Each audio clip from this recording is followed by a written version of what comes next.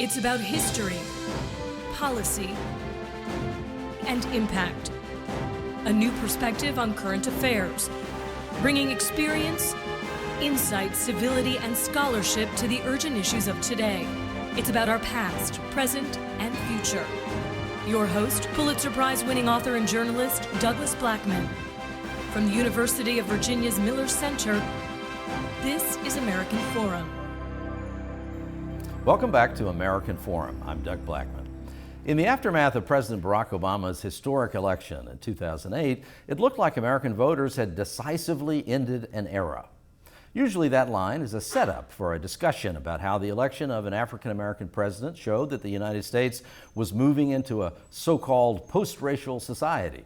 That didn't quite turn out the way many expected. But almost as dramatically, that election also appeared to signal a broad renunciation by a significant majority of Americans of the modern conservative movement, a 7-decade-long political phenomenon that dramatically reshaped politics in our country, opposing central aspects of Franklin Delano Roosevelt's New Deal, but then embracing Social Security and Medicare for hundreds of millions of Americans. It resisted big government and national debt, opposed the civil rights movement, but ultimately was crucial to the dismantling of segregation. It gave us Richard Nixon and the scandals that attached to him. It delivered Ronald Reagan with both his buoyant optimism, his victory over communism, and also his staggering additions to the national deficit. It gave birth to the Bush dynasty and its historic peaceful unwinding of the Soviet bloc, and also the disastrous invasion of Iraq, destabilization of the Middle East, and the financial crisis of 2008. But then the victory of Barack Obama, coupled with giant changes in the racial demographics of the country, convinced many people, including some top leaders in the Republican Party, that the end of conservatism as a political movement might be at hand. And yet, now we have President-elect Donald Trump. How does it all add up? Our guest today is Sam Tanenhaus, a celebrated writer and political observer whose 2009 book, The Death of Conservatism, A Movement and Its Consequences, simultaneously declared conservative politics to be on life support, while also offering a formula for its revitalization. His books and articles have appeared everywhere, and he is currently at work on a biography of the legendary conservative thinker and journalist William F. Buckley, Jr. Thank you for joining us. Pleasure to be here. So, is Donald Trump the rebirth of conservatism that you were imagining 8-9 years ago? Believe it or not, he could be. Donald Trump flourished for a long time outside what we think of as the conservative movement, small government, and very much about a set of ideological principles which were articulated or enunciated much more by someone like Ted Cruz than they were by Donald Trump during the campaign. Trump was repeatedly accused by many Republicans and conservatives of not being either a true Republican or conservative. Ted Cruz, you may remember, said, Donald Trump will give us a politics to the left of Hillary Clinton and Barack Obama. And New York values. Very much New York values, and there he is, the spokesman for the forgotten America living in a triplex in Midtown Manhattan. So in a sense, what Mr. Trump has done, President-elect Trump has done, is to further blow up conservatism and the Republican Party from within. And that was the outcome very few, myself included, saw. Does Donald Trump represent conservatism, or does he represent something that reminds us of conservatism but really fundamentally isn't? I mean, is there a connection between what would Buckley say to Donald Trump? Actually, we know what Buckley would say because he said it. In 2000, when Trump was first considering running for president, Bill Buckley wrote a piece. I love where it appeared, cigar aficionado. Buckley liked Philippine cigarillos, the long, thin cigars. And he actually wrote a piece about Donald Trump because Trump was considering then running, and he was quite critical of him and said at one point, well, what does Donald Trump have to offer? He said he has to offer himself as a businessman. He said that counts for something, but in the end, not really all that much. And the danger is, this is, he said, a narcissist. And a narcissist falls in love with his own image. And this is not what American politics needs. Now, having said that, I also wrote a small piece for Esquire magazine that said, in other ways, Buckleyism and Trumpism are quite similar. Bill Buckley also wanted to dynamite the Republican Party that he knew, which was the party of Dwight Eisenhower, which got internationalist and perpetuated the New Deal. This is in the 1950s when Buckley founded National Review. Almost exactly 61 years ago, it was in the fall of 1955, he said, we need radical conservatives who are more ideological, but also who will take on the establishment. And in that sense, Trump doesn't fit the ideological part, but the anti-establishment part he does. When Bill Buckley ran for mayor in 1965, he made a number of quite polarizing racial remarks that would remind us of Donald Trump. And what attracted many to Bill Buckley then, and attracted and still attracts so many to Trump today, is the idea that he says what's on his mind. He may not be right, he may not be factually accurate. In fact, he can be the opposite of those things, but he's not censored. And I think something that grew up in our politics and culture, and the two are inseparable in America. Politics and culture go together. And you know about this, you're a great historian of slavery and post-slavery. And what we think of as policy often turns into feelings and emotions. And Trump was very good at that. What Buckley tapped into way back in the 60s, that's still with us, is the idea that there are many people who consider themselves honest, hard-working, decent Americans who are marginalized within the culture. And that's what Trump is about, too, I think. He's been talking a lot about, in the transition period, about infrastructure as a sort of fast action response that he might make. But part of what's interesting to me about that is that infrastructure is something, it's not that the Democrats are now picking up Trump's call for infrastructure. It's that the Democrats have been talking about a big infrastructure program from the transition before Barack Obama came into office, and it was vigorously opposed by the Republican Congress. You've pointed out at other times, the book when it came out in 2009, you were really writing about the first year of back and forth between the new President Obama and the Republican Congress. But for instance, if we go back and try to remember the big stimulus package that was pushed through to try to jumpstart the economy, Republicans criticized it for not having a dimension related to small business. So President Obama came back and proposed $30 billion of TARP money for small business, and the Republican Congress attacked this as a complete betrayal and a sort of wild-eyed idea, though it was exactly what they'd been saying was needed. Now we have Donald Trump picking up President Obama's infrastructure plan.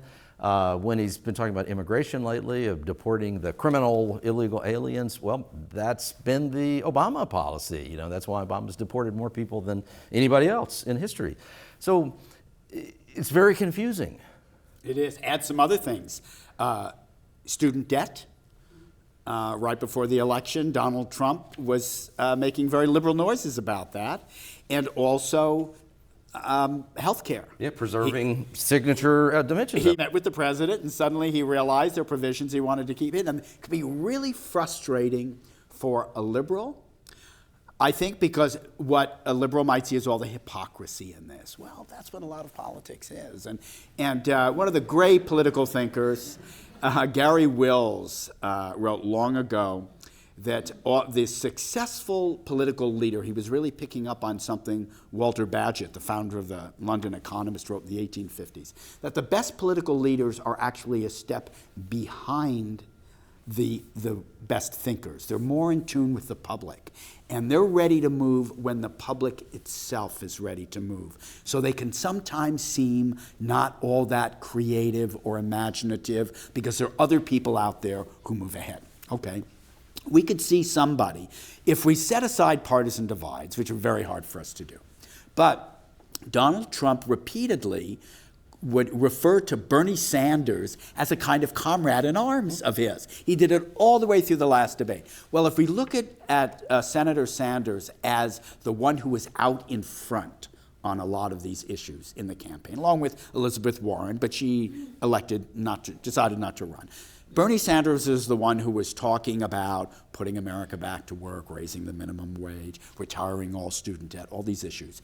And then you see, well, Trump has come around, the Republicans have come around, and maybe they're looking at some of these things. Then our politics looks less dysfunctional and less a matter of, well, who is hypocritical because they said this thing in 1 month and changed their mind 6 months later. It looks more like the kind of give and take we always say we want. I'll add one other thing, too, is back in the days when it looked as if the demographic shifts in the country favored Democrats, we heard a lot about the virtues of the electoral map because all the big states were going to Democrats. Well, Donald Trump kind of blew a hole through that electoral map, and suddenly we have a lot of people on the left wondering whether the Electoral College is really the answer in this country. So it happens on all sides, and that's how politics works. We just have to accept that. If you live in the world of pure principle, you will win a lot of arguments,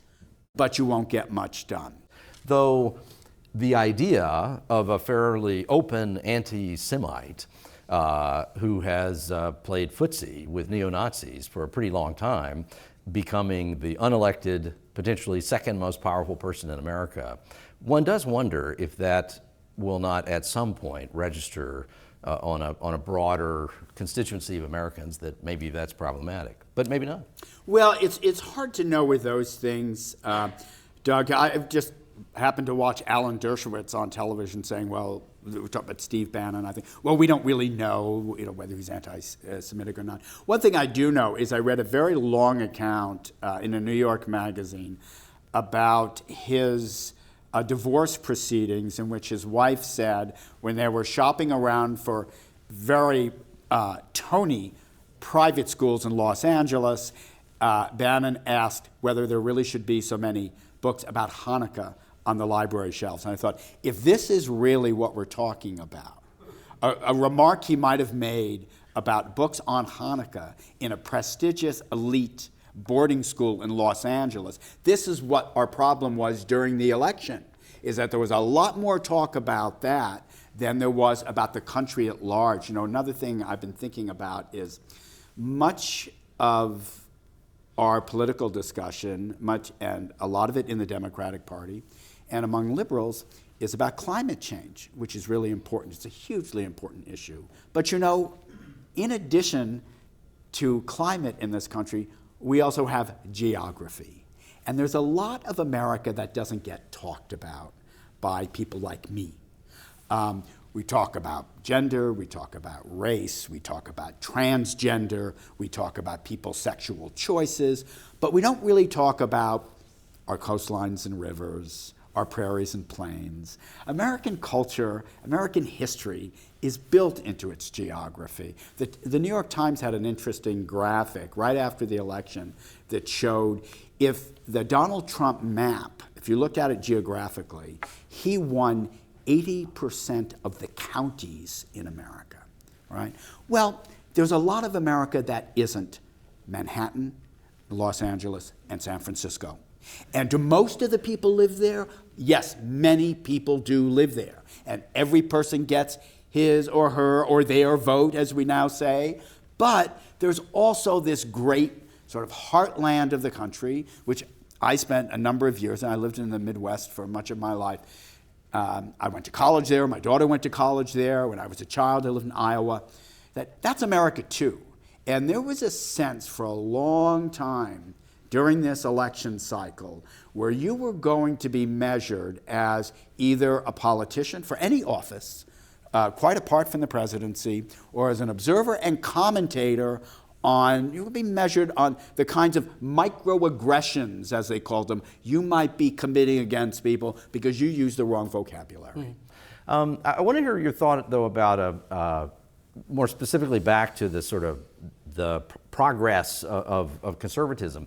I'm of the view that a big element of what has happened in American politics is also that the invasion of Iraq, in ways that we still fail to fully comprehend, that when it turned out, however one wants to characterize it, I think the only clinical way to characterize it is as a disaster. There's really no way to view it as anything else based on facts. But regardless of how one terms it, it clearly was something that turned out, a lot of people died in what started off as something swathed in patriotic meaning, and certainly everyone who served there was acting out tremendous patriotism and bravery.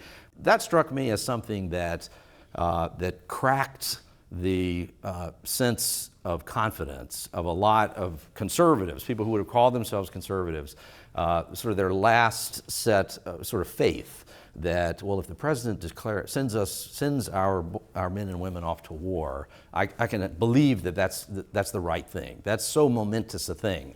We wouldn't get that wrong. And I think that then when it goes so terribly wrong, that's both a part of why Barack Obama gets elected president, but that's also a part of why, even more so, there was a big population of Americans who were ripe, even more ripe, for the idea that you just can't trust any of those people.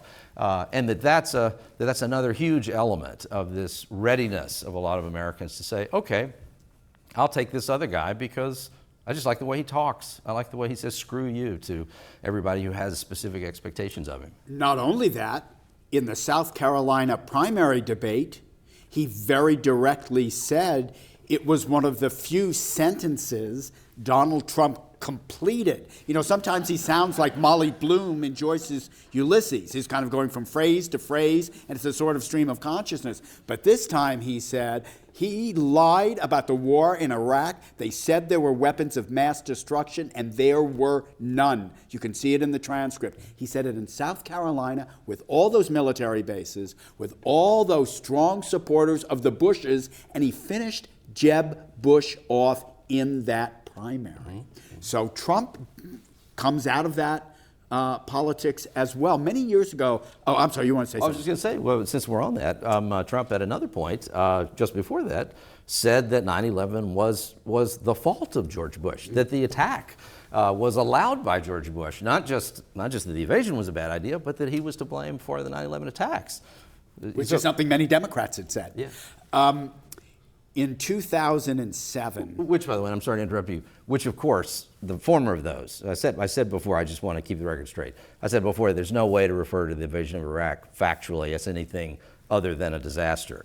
At the same time, since we're being factual, obviously 9/11 was not George Bush's fault. That was an outrageous and deplorable insult to President Bush for it to have been said. There's no factual basis for that whatsoever. But just to have, I want to keep clear that while I'm criticizing President Bush on one thing, that certainly no sensible person would attribute 9/11 to President Bush. No, the only question that came up was whether there had been intelligence briefings. He wasn't attending to as closely as he might have. That's something that happens with a lot of presidents. But back to the observation you Well, made. in 2007, I think it was, when I was interviewing Bill Buckley, who died not long after that, I said, well, is Iraq the Republicans' Vietnam? And he said, yes, that's what it is.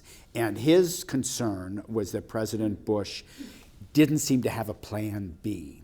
Because part of the classic conservative argument we've been discussing, the theory is of adjustment and flexibility. That's the incrementalism you mentioned. And there the problem seemed to be that many of Bush's advisors, I wrote about this at the time, were what we think of or call neoconservatives. And they had a very clear, stark version, a Manichaean vision of how the world worked, much of it based on the history of the Holocaust and the rise of fascism and communism, and also on our victory in the Cold War. And they wanted to apply that template again in Iraq, and it didn't work. One of the interesting things about Trumpism that was mentioned early on and has gone away is his America First ideology, which is seen as radical, and in some ways is, but that actually goes back to where Republicans were before World War II. It was called the old right, and its leaders, people like Herbert Hoover and Robert Taft, did not want the United States involved in foreign politics, and certainly not foreign wars, as they called them. And there was an enormous movement in this country, left and right, that opposed intervention in the Second World War. There were liberal students on Ivy League campuses who were leading that protest against the invasion, or until Pearl Harbor happened, against our intervention in the Second World War. When Trump speaks that language, he's actually pulling it out of an older conservatism that predates the conservatism we're talking about, which is really a Cold War conservatism. So in that sense, there is a resonance to what he says. Also, of course, with the tariff and trade policies. Those go back to someone like William McKinley. You know, it interested me that Karl Rove, who was very critical of Trump early on, wrote a book about McKinley. And one of McKinley's big policies was tariffs. So it was protectionism. And so we shouldn't be surprised when this resurfaces in our conversation. And it's another instance in which, again, Trumpism, if not necessarily Trump himself, speaks to broader currents in our history. Yeah, there was a statement from President-elect Trump's spokesman early in the transition period where there was criticism of Mr. Bannon as the chief advisor, and then there were reports of chaos in the process and Governor Christie having been fired from the transition process, and a statement came out from Mr. Trump's spokesman specifically saying it's an orderly process. He and Trump himself sent out a tweet that said, "This is an orderly process. I'm the only one who knows who the finalists are, and I make these decisions." But then the spokesman came out and said, "Good choices are being made, and these are all going to be leaders who will put America first." And the bringing back into the dialogue the America First language, which he also used in his acceptance speech at the Republican National Convention. Very Father Coughlin kinds of phraseology in the speech. So. Well, if you remember, Rand Paul, when he emerged briefly as kind of the breath of new thinking and argument in the Senate, was very much about what some would call an isolationist or non-interventionist foreign policy. And after the election, he was saying it again as far as foreign policy goes, that one reason he had supported Mr. Trump was because he was opposed to democratization and crusading projects, as we remember George Bush once told us he was too. Yeah. We know from reporting that another similarity between President Trump and most Americans is that he doesn't read books, like most Americans. And yours is a slim volume, though. We often ask a version of this question, but after the inauguration, if you got the call from President Trump that said, "I heard about this book that you wrote that declared conservatism dead and offered an autopsy on it. Give me a few lines of advice on how I can be the Messiah who resurrects conservatism." It would be actually to stay true to the base of voters who elected him. Listen to them. They're people who want to be included. And it seems odd because in some sense they are still the majority. Not the majority in electoral terms, but hey, if you're going to balkanize the country, I have told people this for a long time, back when things were really divided racially and ethnically, if you're going to line everybody up in the high school gymnasium, right, by ethnicity and gender, guess which line is still going to be the longest? You know, it's going to be the white line, right? Might be more white women than white men, but those are the groups that Trump won. There's a lot of the country that supported him, but they're not necessarily the evil people they were being, right? The basket of deplorables, which I think is one of the really shocking statements made in our politics in this past election. Almost as bad in its way as anything Donald Trump said, because of the language of superiority.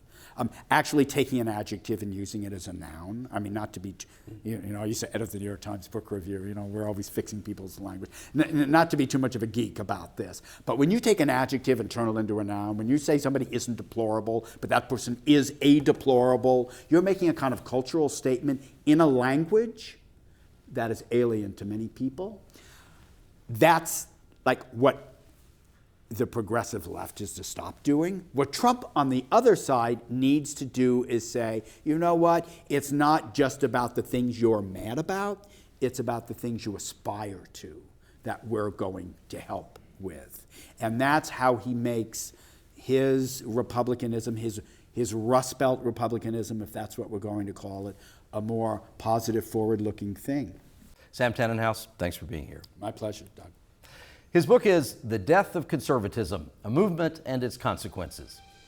If you'd like to send us a comment about this episode or join in our ongoing conversation about the big issues in American life or watch a live recording of our next episode, go to the Miller Center Facebook page or follow us on Twitter.